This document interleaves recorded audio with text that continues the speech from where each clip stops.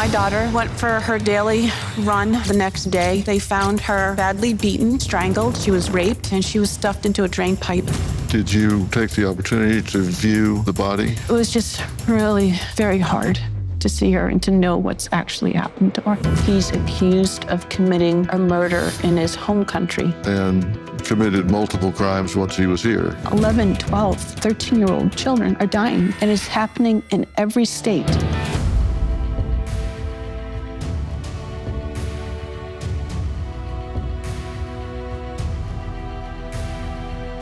Tonight, a deeper look at the reality of our country's border crisis. President-elect Trump plans to completely reshape the nation's immigration laws. Trump reportedly plans to zero in and focus on deporting immigrants who are committing crimes in this country. The issue of migrant crime has been one hot-button issue, with high-profile cases of U.S. citizens allegedly attacked and murdered by illegal immigrants taking center stage. We have terrorists, we have violent criminals coming across the southern border who are raping and murdering Americans. Where is the justice for Rachel Morin? Where is the justice for Laken Riley? Before Riley's murder, Ibarra had been arrested and released twice in the U.S., once when he was accused of crossing the border illegally in 2022, and then in New York City last year, when he was charged with acting in a manner to injure a child under 17. Every fentanyl death in this country, that came across the southwest border, that's fueling the cartel. They have so much cash, and we're just giving them more right now. The New York City Police Department says that the theft in this video is connected to a citywide robbery pattern.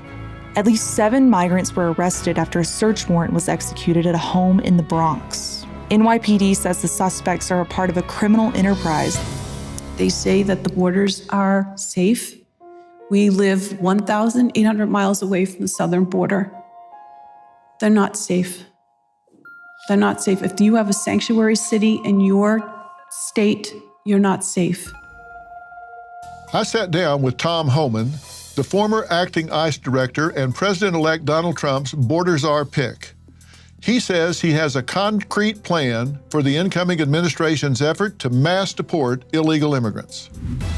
Large deportations. We're going to get these people out. What we're not going to do is support deploying the 101st Airborne into American cities to pull 10-year-old kids out of their classrooms in handcuffs. Trump's been clear, we're going to prioritize public safety threats and national security threats first because they pose the most danger to this nation.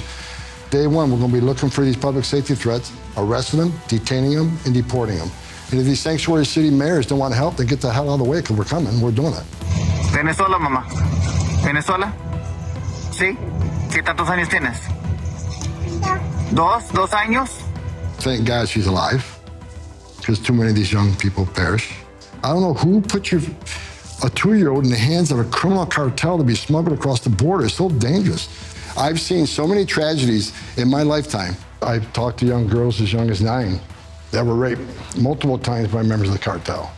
I stood in back of a tractor trailer with 19 dead aliens at my feet, including a 5-year-old little boy. They're all in their underwear because they were baking to death. And it all can be prevented if we secure the border. Secure the border saves lives. Queríamos llegar a los Estados Unidos, ahora que Trump ganó, ahora no sabemos qué hacer. No, ahorita creo que es mucho más complicado. Pues no quiere a los latinos, no quiere a los mexicanos, y pues. We see here that 300 plus were stopped with names matching known suspected terrorists on the watch list, 183,055 with criminal charges pending. Criminal convictions arrested by ICE, and 178,508 that were removed by ICE. So if that's how many are being stopped and caught, you got to wonder how many got away. And that's who's in the country. Where are these people now? We have no idea. As far as the people, the gotaways, there's no footprint on these people, right? They weren't fingerprinted, they weren't vetted, there's no release documents. So these are people we're going to have a hard time finding, but we'll find them. You recommended family separation. I recommend zero tolerance. How is this a politically driven thing? I don't understand. It isn't. People say President Trump's policies are inhumane, they're racist, and it's just nothing further from the truth. I wake up every day pissed off with what this administration did to the most secure border in my lifetime. But thankfully, we got President Trump coming back, and we're going to secure the border once again to save lives.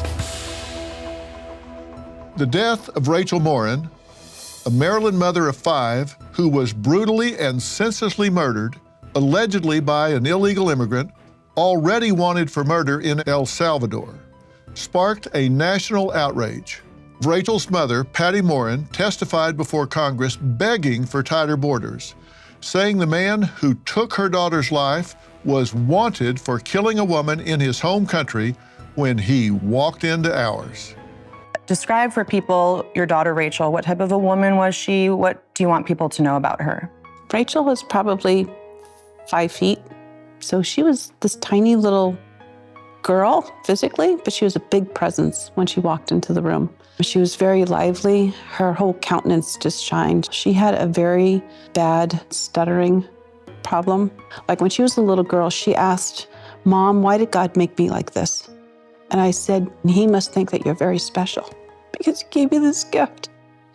So she took it as like, oh, this is my superpower.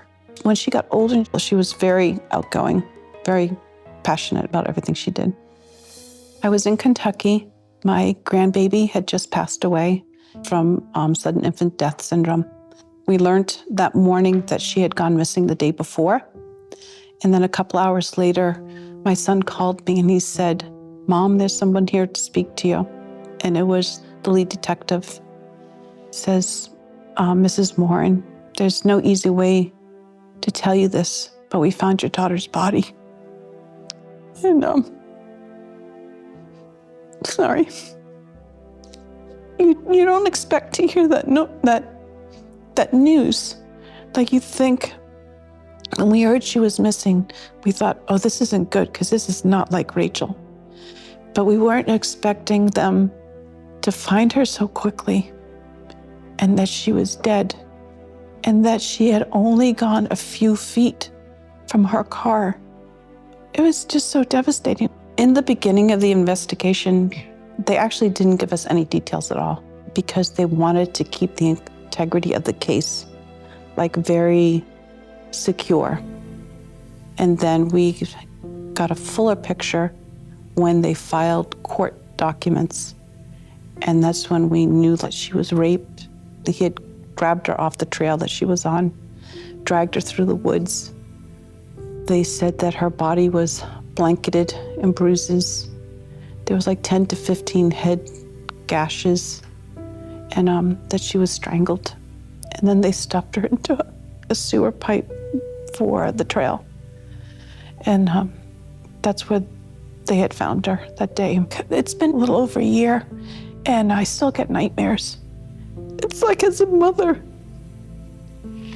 you just feel so bad for your child, but you also feel so helpless. I can't describe it. It's just very hard. Money lessons can be hard-earned, especially when it comes to making the most of finances.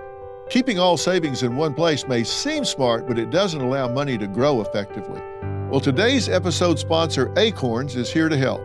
Acorns is a financial wellness app that makes it easy to start saving and investing for your future. You don't need to be an expert. Acorns will recommend a diversified portfolio that matches you and your money goals. You don't need to be rich. Acorns lets you get started with the spare money you've got right now, even if all you've got is spare change. It only takes 5 minutes to set up an account. So take that first small, simple step to getting your money back on track. Sign up now and join the over 13 million all-time customers who have already saved and invested over $22 billion with Acorns. Head to acorns.com/Dr. Phil or download the Acorns app to get started right now. Paid non-client endorsement. Compensation provides incentive to positively promote Acorns. Tier 1 compensation provided. Investing involves risk. Acorns Advisors, LLC, an SEC-registered investment advisor. View important disclosures at acorns.com/Dr. Phil. Well, I'm here with the mother of Rachel Morin and her attorney, Randolph Rice. Now, Patty, I'm so glad to meet you, but terribly sorry for the circumstance. I wish we were here talking about a million other things besides this, but I'm glad that you're using her life and not letting it be a complete tragedy with no purpose. Thank you for having me. I don't want her loss to be wasted. Yeah. And I don't want our pain to be wasted. Yeah. I really want to save lives. And this has been a terrible ordeal for you, I know. And thank you so much for being here to support her. How long was your daughter missing before you found out that she had been brutally murdered? She went missing on a Saturday, Right. August 5th. But I didn't find out until the next day, Sunday. Her boyfriend reported her missing in late evening, and they did a search the next day on the trail where she grew up, and we walked as a family for over 20 years. Yeah, this was the Maw Paw Trail. Yes. In Bel Air, Maryland. And like you say, you guys grew up on that trail, right? You walked there and as a family. Yep, every day after dinner. It was a way to get all the energy out of my kids so I could put them to bed. Right. And when you got the call, take me through that moment. Yes, I was in Kentucky still. We had lost a grandbaby that week. And Saturday, we had the burial, the gravesite. And then Sunday, we were going to head back from Kentucky when my son called and he said, "Mom, there's somebody here that wants to speak to you."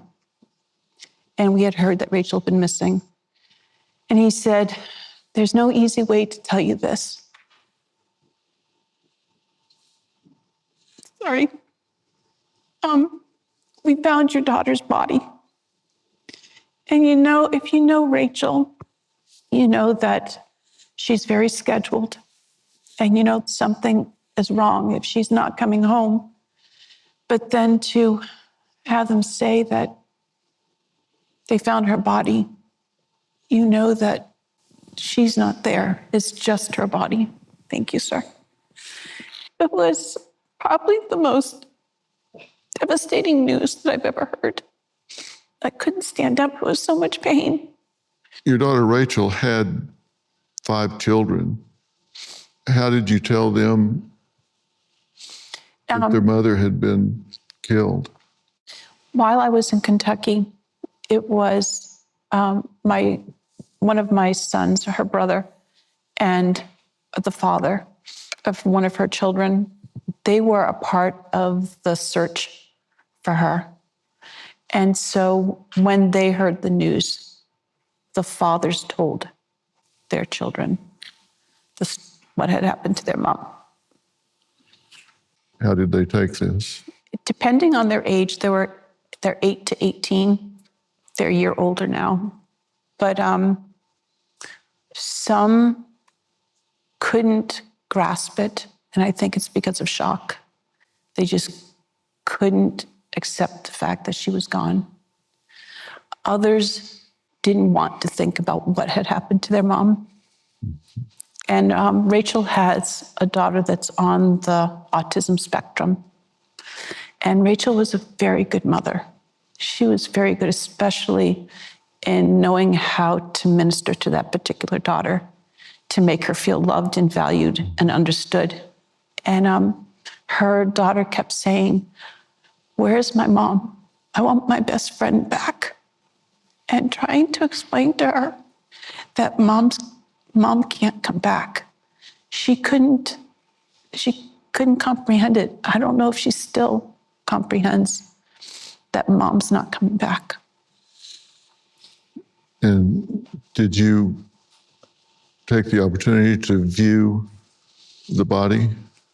I did. When I had gotten back to Maryland, and they had kept the body for a couple of weeks to do whatever investigators needed to do. When it arrived at the funeral home, I went to look at the body to see if it would be presentable for the children to view it. We had a family-only funeral. We didn't invite public or anything. And so I can't tell you all the things, only just whatever's been made known publicly, because the case hasn't gone to trial yet. But I can tell you that the state's attorney says it's the most gruesomest crime that they have ever seen in Harford County in all these years. And I can attest to the fact that it truly was just a horrible, horrible crime. To see somebody that you love and to see what has happened to them and imagining what they've suffered. It's like so heartbreaking, especially if you're a mom, because, you know, when I found out that she was missing, mother's first instinct is to go run to your child and hold them, and then to comfort them, and then to see my daughter there, and to know that we weren't there. And then, you know, you run through your mind those scenarios. Well, if I was here, I could protect her, which we know that's probably not a likely thing. But so it was just really very hard to see her and to know what's actually happened to her.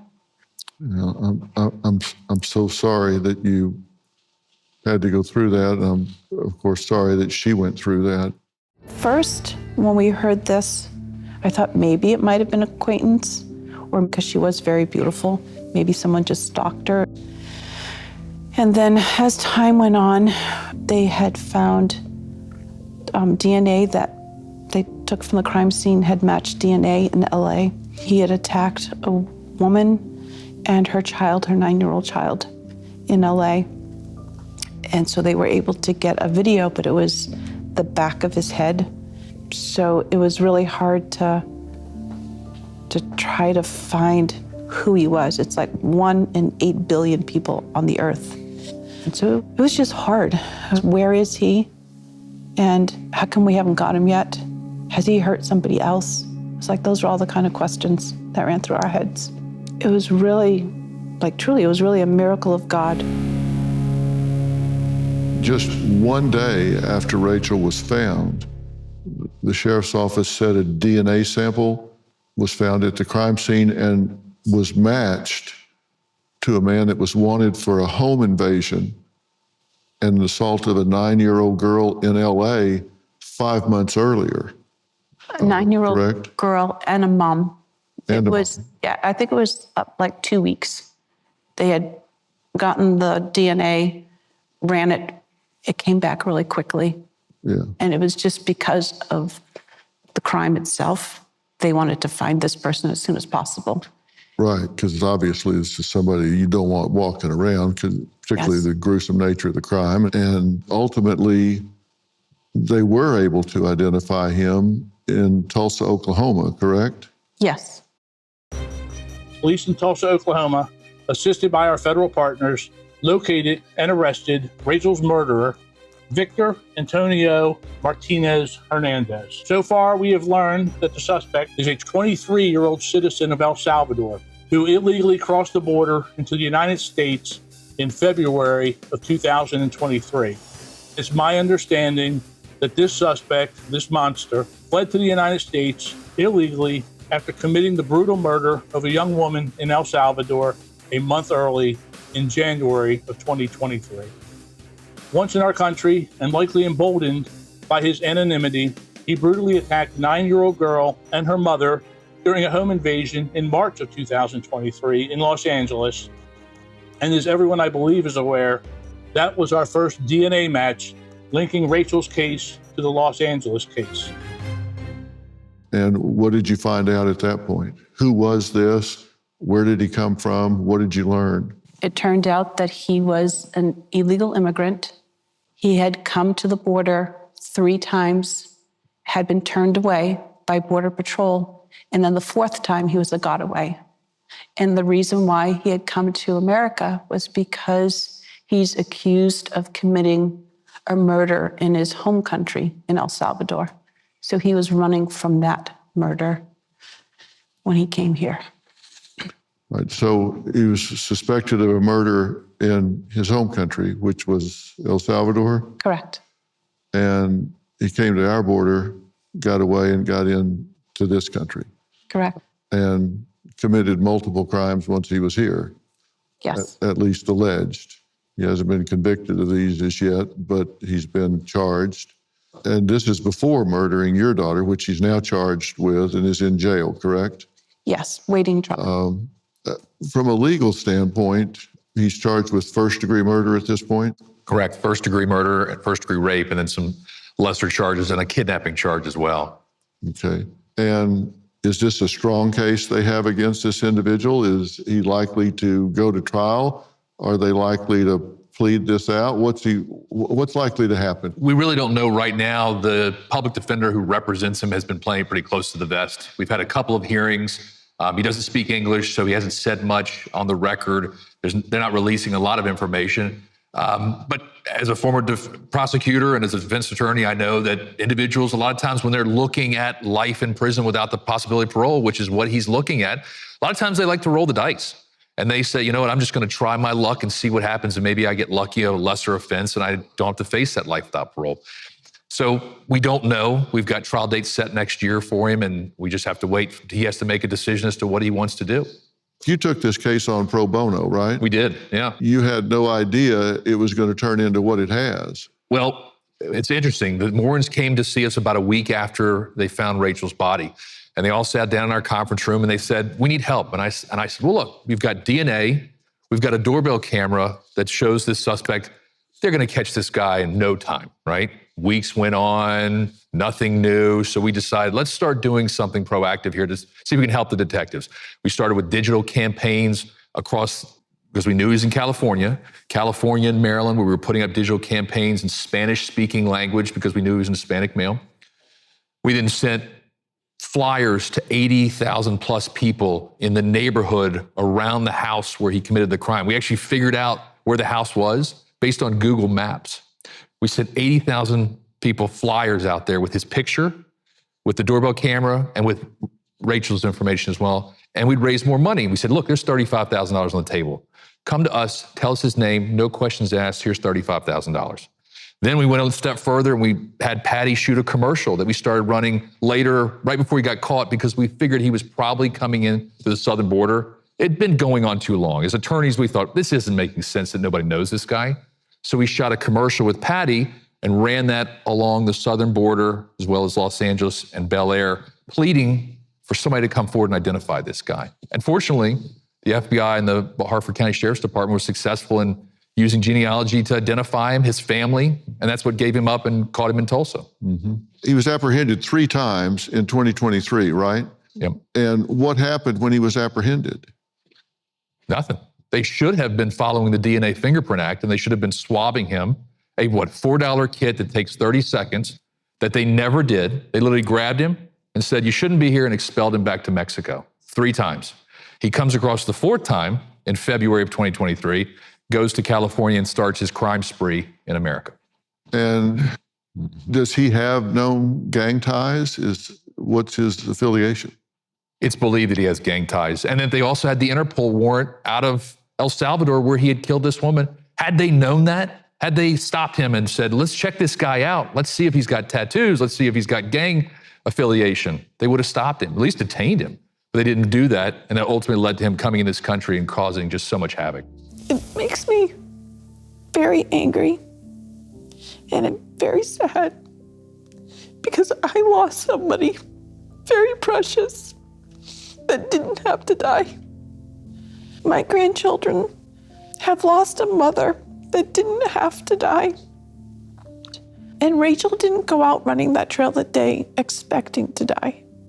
No one expects to walk down the street and they're walking to the end of their life. Nobody expects that. It was completely preventable. Nobody's doing anything to stop this. $36 trillion. That is the U.S. debt, and it gets deeper and deeper by the day. Our debt has never been higher, nor have the stakes. The government is looking to slash the federal budget by $2 trillion, and no one knows what that will mean for your job, savings, and future. I've seen a lot in my time, and there's one thing I know for sure. You need to prepare before it's too late. I trust Preserve Gold to help protect my wealth, and I strongly urge you to do the same. They are the only precious metals firm I trust and recommend to my family, friends, and audience, and they have a special offer just for you. Text Dr. Phil to 50505 to get your free precious metals guide from Preserve Gold. With gold prices recently breaking records and analysts predicting this trend to continue throughout 2025, you cannot afford to wait. As a bonus, you can get up to $15,000 with a qualified purchase from Preserve Gold. So don't wait. Text Dr. Phil to 50505 today. I think people, not politicians, going to make the change happen. It's our families, it's our moms, it's our children, it's our grandchildren, it's our wives, that we need to stand up and we need to tell the government as a family of Americans that this is not acceptable. No death by an illegal immigrant is acceptable. I couldn't be there for my daughter, but I don't want another mother to feel this pain that I feel. And I don't want another child to die. It's been over a year, and I still feel this tremendous, pain and sorrow.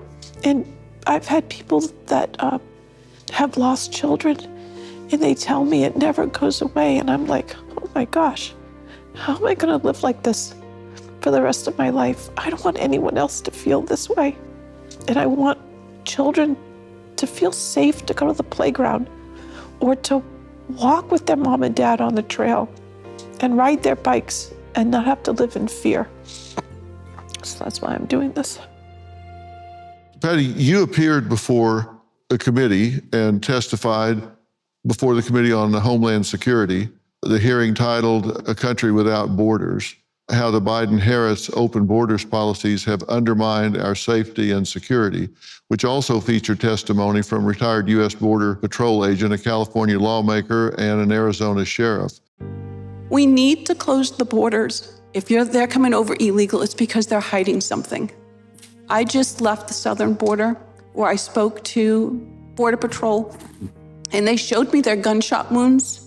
They told me their stories about how they suffered broken necks, broken backs, fractured skulls.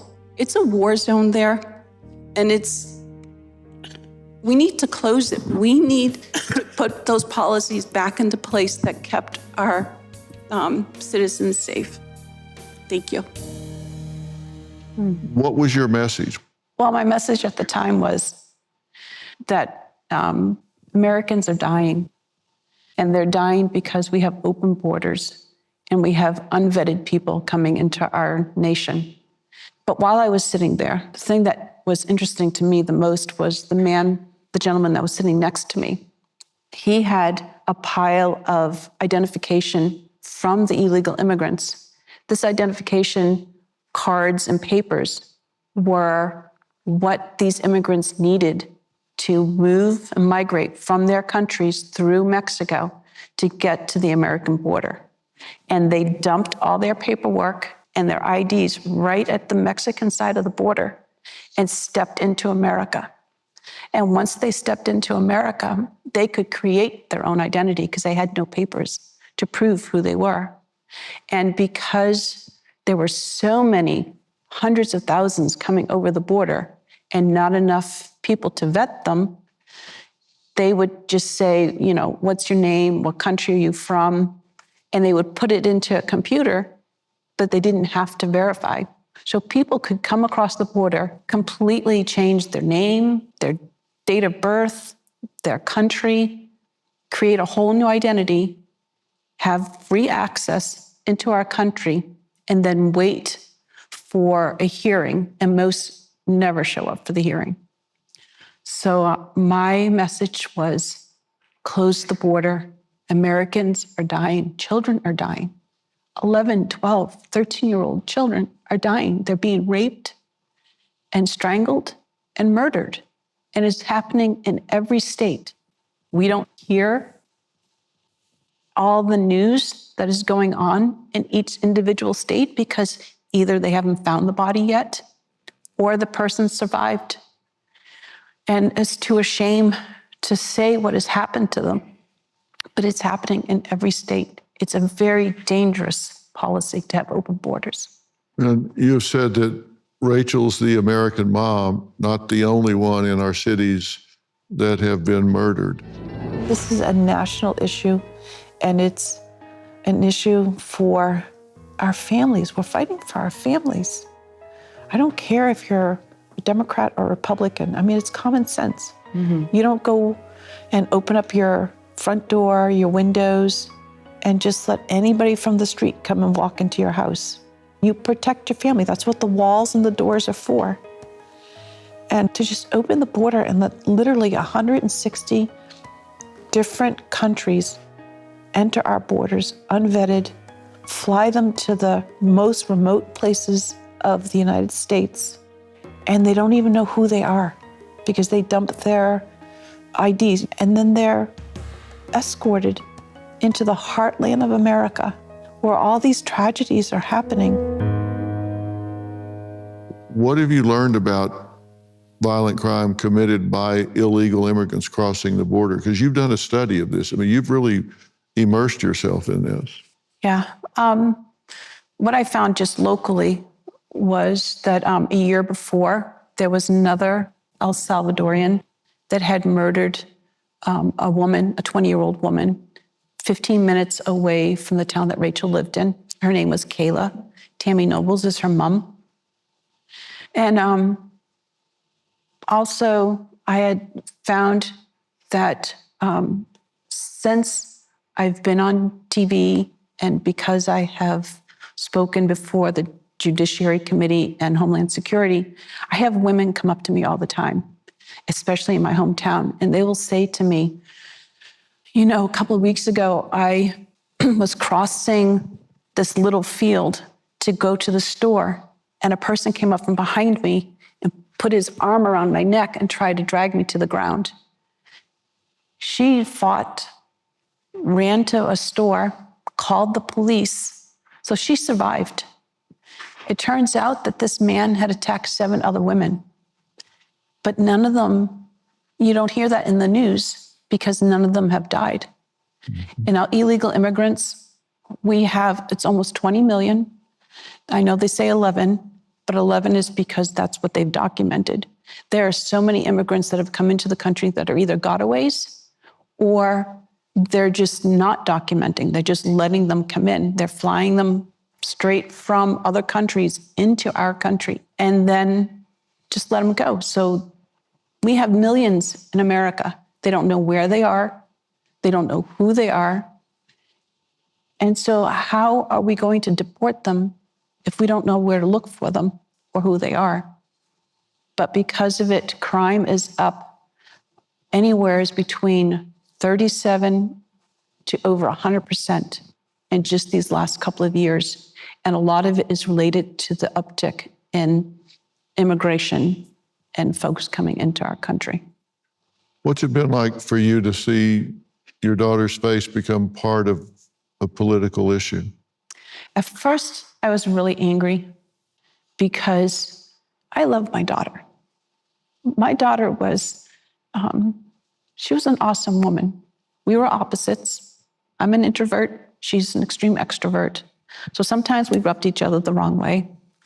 I have old ideas. She had new ideas, you know, as far as parenting and things like that.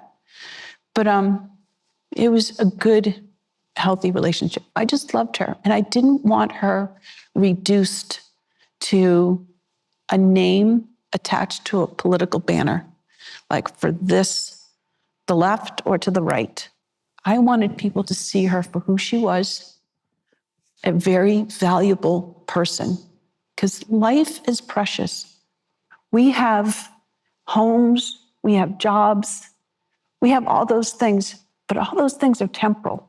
The only thing that has real value in this life is the relationships that we have and the people that invest in us and we invest in them. And I didn't want to reduce her life to just a name or a picture.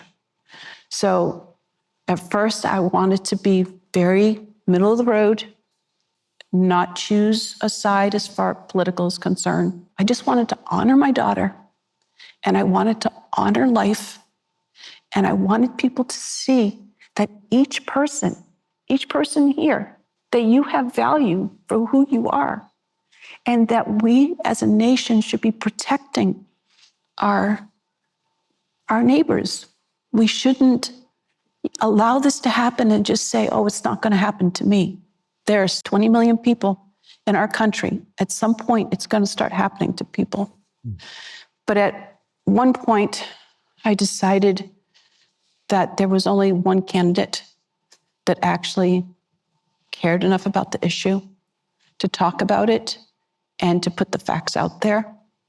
And so that's why I accepted President Trump's invitation to go to the southern border in Arizona and to speak to the people there. Well, you've been to the border in Arizona, and as have I. Stop! Dr. Phil, how are you? Good to see you. Glad you're back here.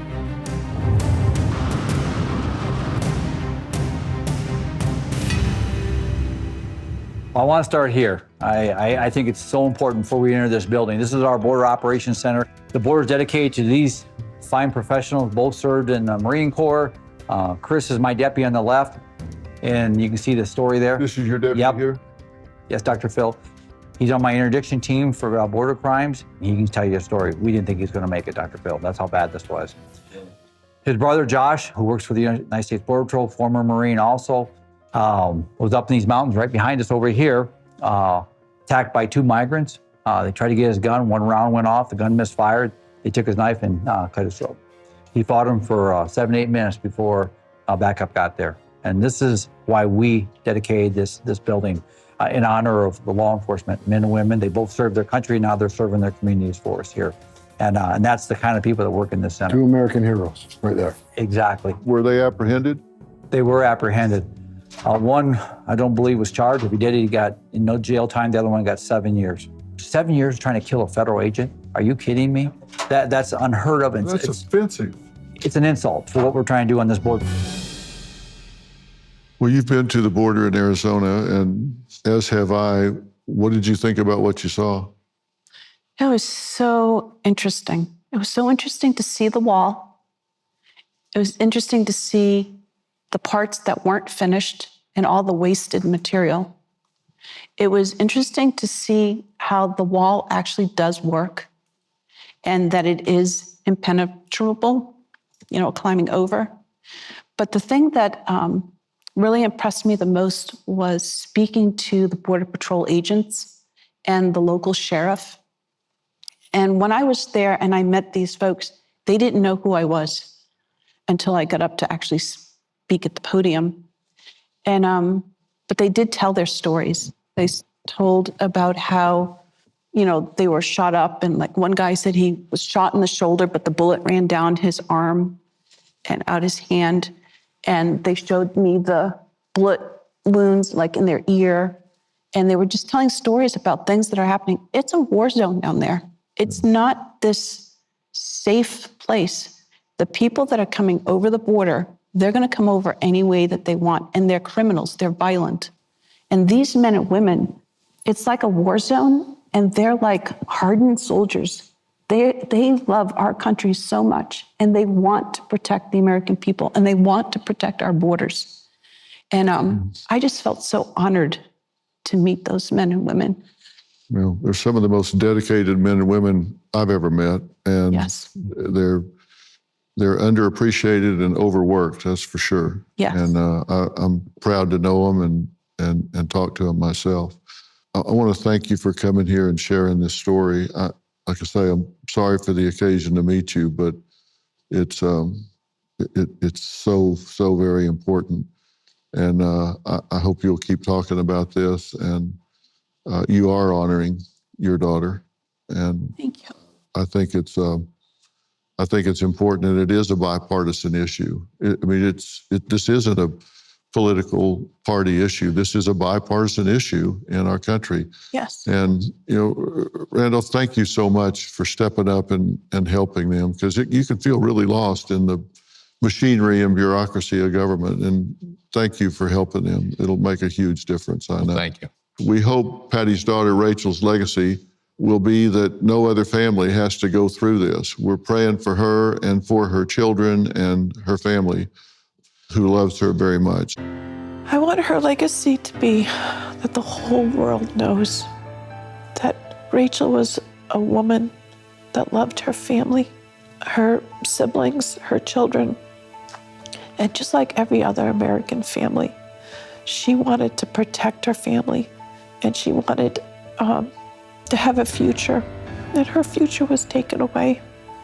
If Rachel was here today and could speak from the other side, she would say, please do what we can to protect our families and our nation. Going to Capitol Hill, and I actually testified on 2 different committees.